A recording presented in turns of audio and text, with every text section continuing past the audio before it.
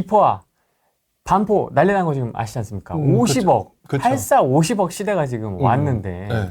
이제는 좀 자신 있게 사라! 음. 라고 얘기를 하셔도 되지 않을까? 요즘 분위기 좀 어떻게 보시는지. 여기 지금 들어와 계신 분한테 물어보시면 바로 답 나와요. 반포 사실 수 있으세요? 아, 긁혔다. 긁혔어. 이게 지금 뭐냐면 네. 그 반포의 거래량 자체를 보면서 시장을 판단하는 건 좋아요. 네. 근데 그 속에서 흘러다니는 맥락을 잡아야 되거든요. 맥락이요? 네, 맥락을 잡아야 되는데 네.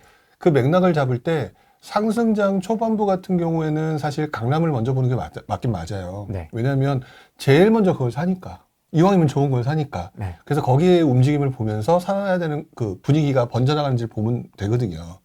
근데 그 단계를 지난 단계에서는 그 강남을 보면서 판단하는 영향도가 살짝 떨어지기 시작해요. 왜냐하면 강남의 가격들이 비싸지기 때문에 점점 사람들이 어느 순간 강남의 가격들이 안드로메다로 가버리거든요. 네. 즉 안드로메다에 올라가 버린 강남을 사는 사람들은 우리 세계 사람들이 아니란 사실을 기억을 못하고 있는 거예요, 지금. 그러니까 지금 현재 강남의 가격이 오른다라는 걸 보면서 강남을 살 수 있는 분들이 여기 몇 분이나 계실까? 아마 거의 없을 거예요. 그렇죠? 거의 없다는 얘기는 우리 동네 얘기가 아니에요. 미국의 얘기예요. 그냥 영국의 얘기라고. 근데 그걸 보면서 집값이 올라가기를 바란다라는 생각을 하고 있으니까 그걸 옛날에 적용됐던 그 법칙, 공식처럼 적용을 하고 있는 거예요. 키 맞추기, 갭 메우기. 네, 하고 있는 거거든요. 네. 근데 이미 그게 한 10년 전에 이미 그 갭을 메우고 올라가고 뭐 이런 과정에 있었던 그 강남의 모습과 지금의 모습은 좀 다르다.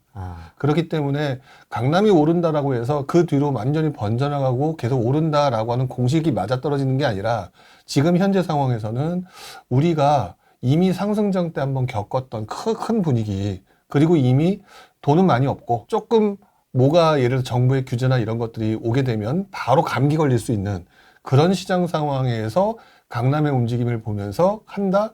제가 볼 때는 강남의 움직임이 아니라 이 요즘에 마용성에서 좀 번져나간다고 그랬잖아요. 네. 이제부터가 포인트예요.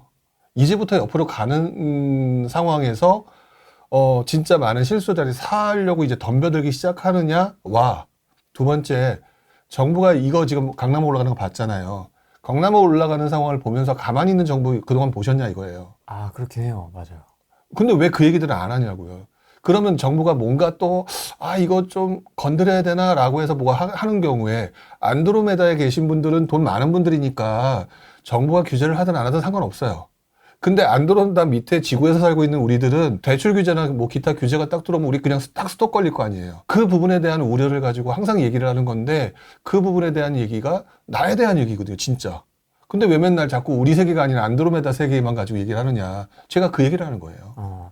이게 지난 상승장과 좀 비교를 해보면 강남이 가고 이렇게 순차적으로 온기가 퍼져나가면서 밑으로는 분당과 경부라인 쪽, 위로는 이제 뭐 노도관까지 멀리는 네. 뭐 이런 식으로 이제 온기가 퍼져나간 것처럼 한강벨트 따라서 이번에도 안 좋아질 조건들이 거의 다 이제 해소가 되지 않았느냐. 9월부터 이제 금리 인하도 한다고 하고, 물론 이제 시중금리랑 또 좀 차이가 있지만은, 네. 금리 뭐 낮아질 것만 남아있고, 공급 뭐 없는 거 뻔히 알고 있고, 전세가 지금 이렇게 올라가고, 차 올라가고 있고, 뭐 경기는 조금 안 좋습니다만, 뭐 그런 건설사 경기라든지 이런 거는 뭐 여전히 리스크가 있습니다만, 안 좋아질 수 있는 상황들이 점점 많이 해소가 되고 있는 상황. 네. 과거와는 이게 특별히 달라 보이는 게 있을까라는. 과거를 좀 공부하시고 그런 얘기를 했으면 좋겠어요. 공부 하나도 안 해놓고 지금 아는 체 하고 있는 거라니까. 요즘 들어서 제가 세게 하는 가장 큰 이유 중에 하나가 뭐냐면 네. 진짜 공부하거나 뼈저리게 당시 상황에 대한 시장 상황에 대한 고민 없었던 분들이 아니면 그 시기에 투자했다고 나 옛날에 뭐 한 10몇 년 투자했어 이런 사람들이 지금 와서 막 얘기를 아는 체를 해요. 네. 근데 그 15년 전에 그분들 정확하게 말하면 초보자였잖아. 냉정하게. 네. 지금 고수라고 말하는데 그 당시 완전 초보자였잖아.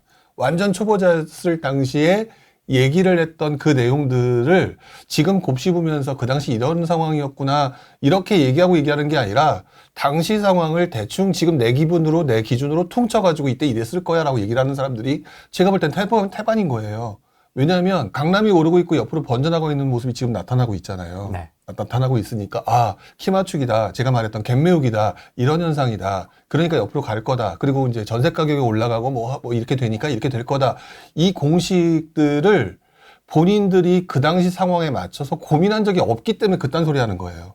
왜냐하면 그 내용이 상승장 초반과 상승장 후반부 또는 약간 좀 회복기, 침체기 이 상황 때 나타나는 현상이 완전히 틀려요. 완전히 틀리다고요. 그런데 그 내용을 가지고 같은 내용인 양 막 설명하고 있는 게 제가 이상한 거예요. 어떤 부분이 좀 다른가요? 특히 일단 기본적으로 모든 움직임은 전 사람을 봐야 된다고 그랬잖아요. 사람. 예, 사람을 봐야 되는데 우리들이 그동안 보면서 아 누구가 돈 벌었대라고 얘기하는 2010 한 4, 5년 이후의 시장. 네. 이 시장은 돈도 여유가 있었고요. 정부도 시장을 풀어줬던 상황이고 우리도 약간 흔히 말하는 부담이라고 그러죠. 주택을 구입하는 데 들어간 부담이나 이런 것들이 굉장히 여유가 있었어요. 기본적으로. 그 다음에 전세 가격은 올라갔고 그래서 주택을 구입할 때 굉장히 편했던 시절이었거든요. 근데 지금은 그 단계를 지나오면서 굉장히 많이 올랐고 부담도 세졌고 그 다음에 우리들이 지금 기대를 하고 있는 느낌과 달리 우리 몸이 다 묶여 있는 상황이에요. 지금 규제가 풀어달라고 얘기하고 있지만 하나도 안 풀렸잖아요, 제대로. 네, 네. 이미 그것만 해도 굉장히 대단하게 다른 시장이거든요. 이렇게 대단하게 다른 시장이다라는 거는 아무것도 없었을 때 상승장이 시작할 때 정부가 했던 행동들을 보시면 기억하시는지 모르겠지만 제일 처음에 강남 묶고, 그쵸? 서울 묶고, 수도권 묶고 이러면서 지방으로 번져나가는 차근차근 하는 행동을 해왔잖아요. 그래서 그 텀에 우리가 투자하러 돌아다닐 수 있는 여유가 공간과 시간이 너무너무 많았어요. 근데 지금은요, 그것들을 거의 다 안 풀어준 상황이에요. 약간만 풀었다는 말이죠. 그래서 한두 개만 묶으면 옛날에 우리 시장이 확 죽을 수밖에 없었던 그런 상황의 분위기와 지금 상황이 똑같아요. 그래서 지금 정부가 우리들을 케어하기가 되게 쉬운 세상이라고요. 그래서 지금 정부가 대출 규제 하나만 딱 하게 되면 지금 다주택자 아무것도 못 사잖아요. 네. 그쵸? 네. 매달 못 사니까 지금 이걸 가지고 취득세 풀어달라, 양도세 완해달라 이렇게 징징대고 있는 가장 큰 이유가 사고 싶은데 못하니까 그런 거잖아요. 이 말은 시장 전체로 놓고 보게 되면 실수요자와 다주택자들이 같이 집을 사는 시장이 상승기인데 얘네가 다 묶여 있단 말이에요. 그래서 실수요자들이 조금 움직이고 있단 말이에요. 이걸 보면서 다주택자들이 그동안 돈 벌었던 눈의 시각으로 시장을 보지만 다주택자들은 어차피 묶여 있고 실수요자들 DSR부터 시작해서 뭔가 규제가 딱 걸리면 얘네들도 사실 다주택자가 새 가슴이에요? 아니면 실수요자가 새 가슴이에요? 실수요자가 새 가슴이거든요. 실수요자 분위기 확 꺾인다고요. 그게 바로 2009년 9월 달에 수도권 DTI 규제예요. 왜 지금 막 집값이 올라간다 이렇게 얘기하는 사람이 그 당시 상황에 대한 얘기를 왜 안 하고 있느냐. 우리가 그 당시에 2009년대에 다 묶여 있었단 말이죠. 약간 풀려 있었어. 2008년에 금융위 때문에.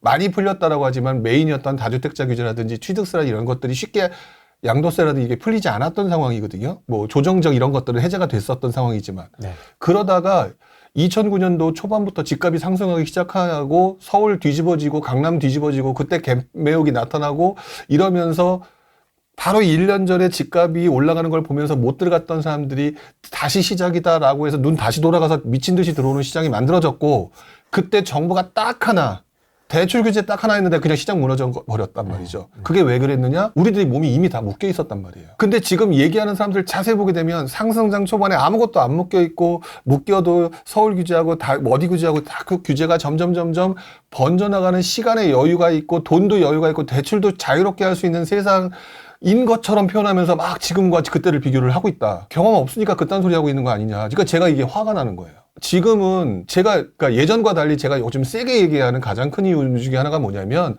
지금 무너지는 경우 제가 잘못해서 삐끗하잖아요. 재기불능이에요. 아, 그 정도로 지금 위험합니까? 왜 그러냐면 가격이 비싸단 말이에요. 네.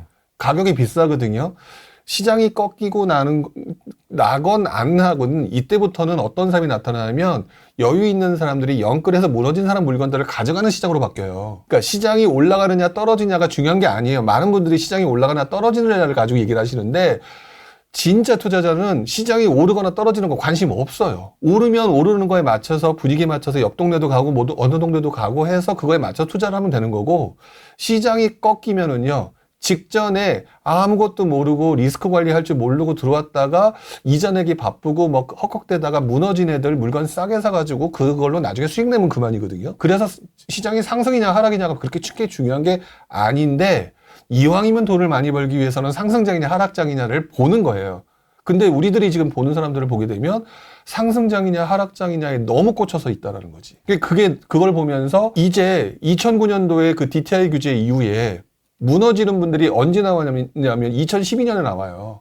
그래서 서울의 강남부터 시작해서 진짜 많은 동네가 떨어졌던 게 2012년이었고 그때랑 똑같이 된다라고 제가 얘기하는 게 아니라 지금 시장에서 많은 사람들이 생각을 상승장 초반부에 많은 사람들이 했던 얘기를 가지고 머릿속에 그걸 기준으로 잡고 있다 보니까 기준과 시장 상황이 달라졌는데 당신네들 너무나 기준을 잘못 잡고 있는 것 같다. 그러니 제가 그 부분에 대해서 경고를 하고 싶은 거예요. 제가 그동안 얘기를 하면서 가능하면 말조심을 하려고 하고 조심하려고 했던 가장 큰 이유가 네. 돈을 벌게끔 해주는 사람들을 위해서 제가 얘기를 하고 등장한 게 아니라 뭔가 바닥에서부터 올라오려고 하는 사람들한테 뭔가 희망을 주고 도움을 주는 역할을 하는 게 맞겠다라고 했던 건데 지금 시기가 잠깐 잘못 삐끗하게 되면 여기서 더 올라가는구나 착각해서 정부가 규제 나왔을 때 무너지는 사람이 발생하기 되게 쉬운 시기다. 그 부분을 강조하고자 하는 건데 그 얘기를 자기 기준대로 받아들이면서 불용이 하락론자로 바뀌었네. 부터 시작해서 쟤는 무슨 말 하는지 모르겠어 등등 막 되게 다양한 얘기들이 나오고 계시더라고요. 다 정립해 놓으셨군요. 다 알고 계셨군요. 다 알고 있죠.